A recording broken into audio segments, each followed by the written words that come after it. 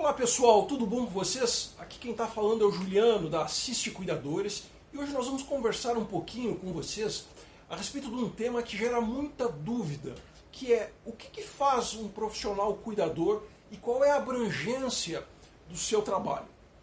Vamos lá então? Bom, esse tema ele gera muito debate, principalmente porque nós temos uma quantidade muito grande de profissionais que estão aí no setor, no mercado, que não têm uma ideia clara do que eles podem fazer e do que eles não podem fazer. Por outro lado, nós temos também uma quantidade de desinformação muito grande por parte das pessoas que contratam esse serviço.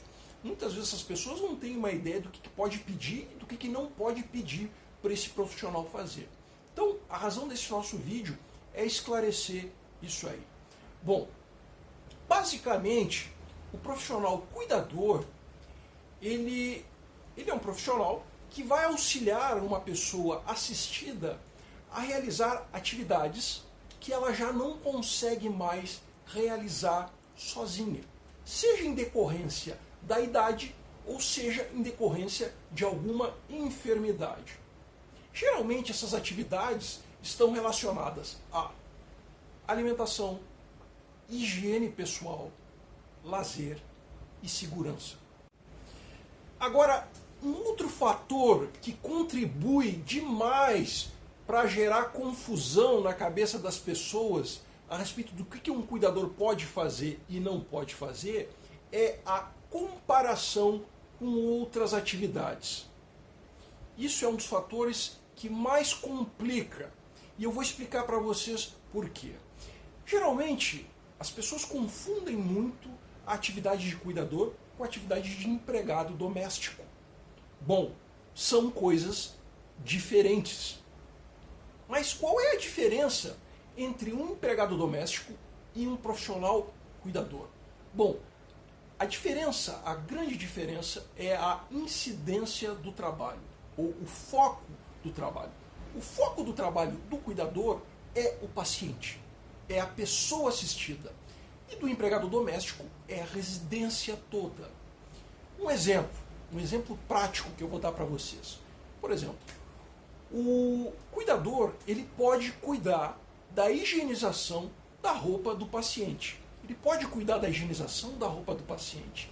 Agora, o cuidador ele não pode ficar responsável pela higienização da roupa das outras pessoas que moram na casa ou que convivem no ambiente. Por exemplo, o cuidador ele pode cuidar da alimentação do paciente, mas ele não pode ficar responsável pela alimentação de todas as pessoas que estão na casa. A diferença é essa, é o foco do trabalho. O foco do trabalho do cuidador é o paciente. Outra confusão que se faz com frequência é entre a atividade de cuidador e de técnico de enfermagem. Hoje nós temos muitos técnicos de enfermagem que fazem serviços de cuidador. Então isso, de uma certa forma, contribui para as pessoas ficarem confusas, principalmente quem contrata, para fazer uma diferenciação. Mas a diferenciação que existe é a seguinte, a mais básica para você ficar claro o que um cuidador faz e o que o técnico faz. Sempre quando houver que fazer um procedimento mais invasivo ao paciente, dando um exemplo, por exemplo, aplicar uma injeção, ou mexer com uma bolsa de colostomia, ou com uma traqueostomia, isto é sempre competência do técnico de enfermagem. Bom, nesse momento do vídeo, você deve estar se perguntando, Juliano, de onde é que você tirou isso aí, dessa abrangência do trabalho do cuidador? Como é que você sabe que é exatamente isso aí que o cuidador tem que fazer e o que ele não tem que fazer? Bom, a resposta para isso a gente vai dar mais profundamente na parte 2 desse vídeo. Mas eu já posso te adiantar alguma coisa. Sempre quando você quer saber qual é a abrangência do trabalho de um profissional, tem 3 coisas que você tem que buscar e pesquisar. A primeira delas é a regulamentação, as leis que falam a respeito desse trabalho.